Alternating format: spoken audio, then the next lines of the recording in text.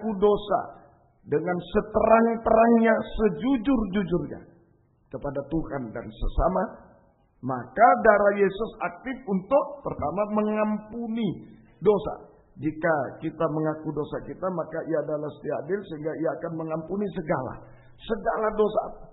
Darah Yesus mengampuni segala dosa kita, menutupi dosa-dosa sehingga tidak kelihatan lagi. Mengampuni dosa-dosa atau menutupi dosa-dosa sehingga tidak kelihatan lagi. Seperti tidak berbuat dosa, seperti tidak pernah berbuat dosa. Nah, itu satu kekuatan darah Yesus kalau kita ngaku sejujur-jujur. Ngaku seterang-terang yang diperinci terang, ini begini, ini saya salah di sini, ngaku. Darah Yesus mengampuni dosa-dosa kita, menutupi dosa-dosa kita. Sehingga kita seperti tidak pernah berbuat dosa itu. Ya, sekalipun kita mencuri, lalu ngaku saya mencuri begini. Jujur. Nah, darah Yesus mengampuni, menutupi dosa sehingga kita seperti tidak pernah mencuri, tidak pernah berdosa, tidak pernah mencuri. Sudah ditutup. Ya. Kedua, tapi kadang-kadang sudah ditutup, nanti keluar sesudah ngaku mencuri lagi. Lah ini yang salah. Makanya masih dilanjutkan. Ia mengampuni segala dosa kita dan menyucikan kita dari segala kejahatan. Darah Yesus yang kedua dari mencabut akar-akar dosa, itu menyucikan. Sama dengan mencabut akar-akar dosa. Sehingga kita tidak berbuat dosa lagi. Sama dengan membenci dosa. Terlepas dari dosa. Membenci dosa. Nah itu sama dengan mati terhadap dosa. Darah Yesus mencabut, menyucikan. Sama dengan mencabut akar-akar dosa. Sehingga kita tidak berbuat dosa lagi. Sama dengan terlepas dari dosa. Sama dengan membenci dosa. Sama dengan mati terhadap dosa. Mati terhadap dosa. Sudah benci pada dosa.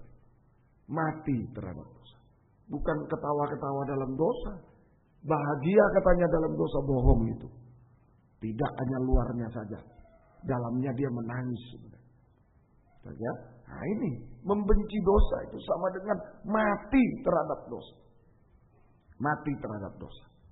Terutama dosa-dosa yang membawa pada kebinasaan itu. Kita harus mati terhadap dosa-dosa yang membawa pada kematian kedua, kebinasaan. Wahyu 21 ayat 8. Dari sini kita harus lepas, mati terhadap dosa. Terlepas dari dosa, membenci dosa, mati terhadap dosa. Terutama dari dosa-dosa dalam Wahyu 21 ayat 8. Mari. Ini yang membawa pada kebinasaan. Mari. Ya. Tetapi orang-orang penakut. Ya, penakut satu. Orang-orang yang tidak percaya. Tidak percaya dua, bimbang dua. Penakut, bimbang, takut untuk berkorban. Dia takut untuk berkorban, takut pada manusia sehingga dia tidak takut sama Tuhan. Itu penakut. Ya, dosa penakut. Takut sama manusia sampai dia tidak takut sama Tuhan. Dia takut sama suaminya sampai tidak takut sama Tuhan. Takut sama istrinya sampai tidak takut sama Tuhan. Berbuat dosa. Takut sama anaknya sampai tidak takut sama Tuhan. Takut sama orang tuanya sampai tidak takut sama Tuhan. Ini dosa takut. Yang dimaksud dosa takut. Takut kepada sesuatu sampai tidak takut sama Tuhan. Melawan Tuhan. Melawan firman. Itu yang dimaksud dosa takut. Terus orang-orang yang tidak percaya. Tidak percaya itu bimbang. Selalu bimbang, mendua hati, ragu.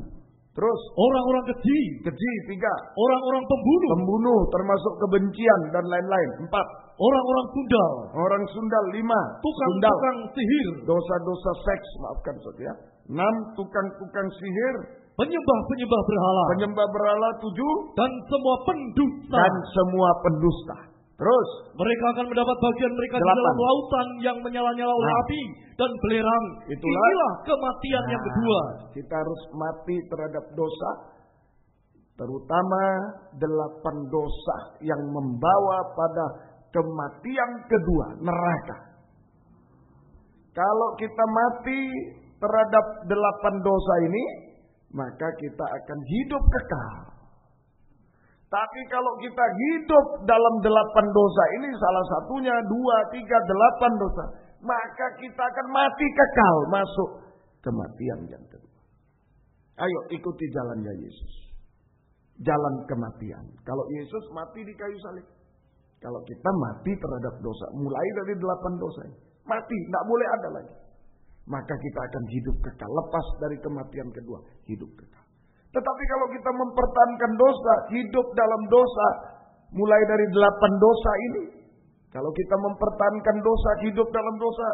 Terutama 8 dosa ini. Maka kita akan mati kekal.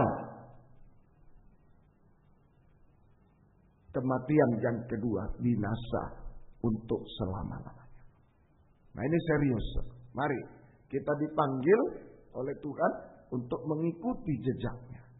Jejak kematian nomor 1. Mati terhadap dosa. Jangan hidup dalam dosa. Jangan mempertahankan dosa. Jangan. Itu mati kekal. Kematian yang kedua, neraka. Tapi kalau kita mati terhadap dosa, memang sakit bagi daging. Mati terlepas dari dosa, mati tersakit bagi daging. Tapi kita hidup kekal selama-lamanya. Ini jalan kematian. Yang kedua, jalan kebangkitan. Yang kedua adalah jalan kebangkitan. Sudah mati, ada kebangkitan. Jalan kebangkitan. Kita lihat di dalam Roma 4 ayat 25. Ini bagi Yesus. Apa jalan kebangkitannya? Tadi jalan kematian Yesus mati di kayu salib bukan untuk dirinya sendiri, untuk kita, supaya jangan kita mati di neraka, tapi kita bisa mati terhadap dosa. Ini, saudara, mari hari-hari ini kita menghargai kematian Tuhan. Saya tambahi tadi, hanya orang yang bisa menghargai korban Kristus, kematian Tuhan, maka dia bisa mati terhadap dosa. Kalau orang itu menghina korban Kristus, dia akan hidup dalam dosa dan mati untuk selamanya. Semoga kita bisa mengerti. Yang kedua adalah jalan kebangkitan. Saya ulangi, hanya kehidupan hamba Tuhan, pelayan Tuhan yang bisa menghargai korban Kristus, kematian Yesus di kayu salib. Maka dia pasti bisa mati terhadap dosa dan hidup kekal. Tapi kalau dia menghina korban Kristus, dia akan hidup dalam dosa, tidak bisa mati. Hidup dalam dosa dan mati kekal di neraka. Kematian kedua. Ayo saling menasihati. Saling menasihati. Kalau lihat suami kita, istri kita berbuat dosa, ayo berhenti. Ayo, sudah cukup, berhenti. Orang tua kita, anak kita, ayo berhenti, ayo. Sudah, jangan, hormati Tuhan. Hargai korban Kristus. Hargai. Matilah terhadap dosa. Jangan hidup dalam dosa. Semoga kita. Yang kedua, jalan kebangkitan. Bagi Yesus, Roma 4 ayat 25. Roma 4 ayat 25. Yaitu Yesus. Roma 4 ayat 25. Ya. Yaitu Yesus yang telah diserahkan karena pelanggaran kita. Ya, yaitu Yesus yang telah diserahkan karena pelanggaran kita. Dan dibangkitkan karena pembenaran kita. Dibangkitkan karena pembenaran kita. Jadi Yesus dibangkitkan. Yesus bangkit. Ini bagi Tuhan jalan kebangkitan. Setelah Yesus mati, Yesus bangkit. Tidak mati terus. Bangkit. Ini jalan kebangkitan. Yesus bangkit bukan untuk dirinya sendiri juga. Yesus bangkit untuk membenarkan kita. Tadi sudah berbuat dosa. Di stop dosanya. Yesus mati untuk mematikan dosa-dosa kita itu. Kita bisa mati terhadap dosa. Yesus bangkit untuk membenarkan kita. Nah, sudah dosanya ditutupi, sekarang dibenarkan. Nah, salahnya ditutupi, terus dibenarkan. Begitu saja. Misalnya 3 tambah 3 kita isi 5. Wah, salah. Titik X. Nah, tadi Yesus mati, ditutupi 3 tambah 3 sama dengan 5. Salah, dosa, tutup. Nah, sekarang Yesus dibangkitkan, dibenarkan 3 tambah 3 sama dengan 6. Benar. Nah, bisa ngerti ya? Bisa ngerti ya? Nah, itulah jalan kematian dan kebangkitan. Itu Yesus bangkit untuk membenarkan kita. Itu bagi Tuhan, bagi Yesus. Sekarang bagi kita. Bagi kita, apa jalan kebangkitan? 1 Petrus tadi 2 ayat 24. 1 Petrus 2 ayat 24. Bagi kita, mari silakan. Ia sendiri telah memikul dosa kita di dalam tubuhnya di kayu salib. Ya. Supaya kita yang telah mati terhadap tadi, dosa. mati terhadap dosa, salahnya sudah ditutup, mati, tidak berbuat lagi, benci dosa, sudah mati. Nah, jangan dibuka lagi tip X-nya, sudah. Di tip X tadi oleh darah Yesus, sudah. Jangan dibuka lagi, sudah. Benci dosa, mati terhadap dosa. Lalu, hidup untuk kebenaran. Ini jalan kebangkitan. Hidup untuk kebenaran. Hidup untuk kebenaran. Ini jalan kebangkitan. Bagi kita, jalan kebangkitan artinya hidup untuk kebenaran. Bagi kita, hidup untuk kebenaran. Itu jalan kebangkitan. Saja jalan kematian, mati terhadap dosa. Jalan kebangkitan, bangkit. Jalan kebangkitan adalah hidup untuk kebenaran. Ini jalan kebangkitan. Yang pertama, ya. Jalan kebangkitan artinya dua. Saya tunjukkan dua malam ini. Hidup untuk kebenaran. Perbuatannya benar. Perkataannya benar. Semua hidupnya benar. Saja, perbuatan, perkataan, kerjanya benar. Kalau masih bekerja, sekolahnya benar. Semua hidup dalam nikahnya benar. Semua benar. Itu kebangkitan. Itu kebangkitan. Kalau mati terhadap dosa pasti bisa bangkit. Kalau tidak benar, bagaimana orang itu? Itu hamba Tuhan tapi tidak benar, selain Tuhan tapi tidak benar. Karena dia belum mati. Tidak bisa bangkit. Kalau belum mati tidak bisa bangkit.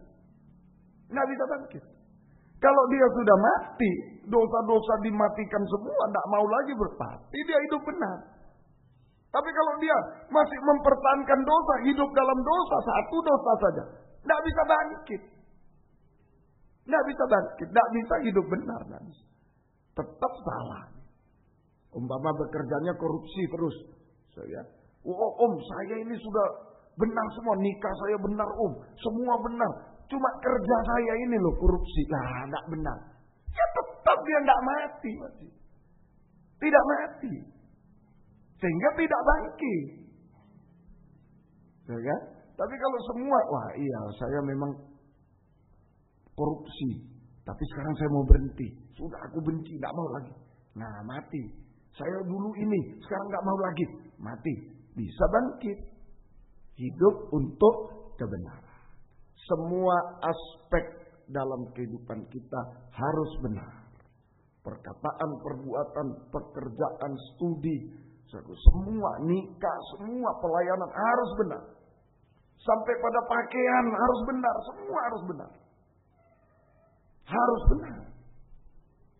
Saja, semoga kita bisa mengerti malam ini. Mari, terutama kita imam-imam. Hati-hati kalau imam-imam termasuk saya ini berdosa ditanggung oleh jemaat. Kita menanggung darah. Berutang darah. Saja, imam-imam kalau berdosa, terutama dari saya ini, gembala, full timer, tua-tua, semua, pemusik, semua, imam-imam. Kalau berdosa, selain kita nanggung sendiri dosa kita, tapi juga berhutang darah pada sidang jemaat. Berhutang darah pada sidang. Jangan main-main. Loh jadi kalau saya berdosa sudah berhenti melayani? Tidak, tadi ada. Sudah berbuat dosa bisa mati, ngaku. Sudah ngaku jangan berbuat lagi lah, itu mati. Pasti bisa hidup benar. Pasti bisa hidup benar. Kalau tidak ngaku tidak bisa. Harus ngaku. Kalau ngaku bisa di tick X, dihapus oleh Yesus, kita disucikan, tidak mau lagi dicabut akarnya, tidak mau berbuat lagi. Kita bisa hidup benar, bisa bangkit, jalan kebangkitan. Hidup dalam kebenaran. Bukan berarti, jadi Wijaya itu sudah tidak ada dosanya. Hebat dia. Banyak dosanya. Tapi ngaku dulu. Kalau berbuat dosa pada Tuhan, pada sesama, salah. Dan jangan berbuat. Jangan berbuat. Jangan berbuat lagi, mati terhadap dosa. Baru bisa hidup benar. Kebangkitan. Ya, saya ulang-ulang supaya tidak salah mengerti. Supaya tidak salah mengerti. Sungguh-sungguh hari-hari. Ayo saling menasihati kalau sudah tahu, kamu ayo tinggalkan dosamu. Jangan malah, oh hebat kau,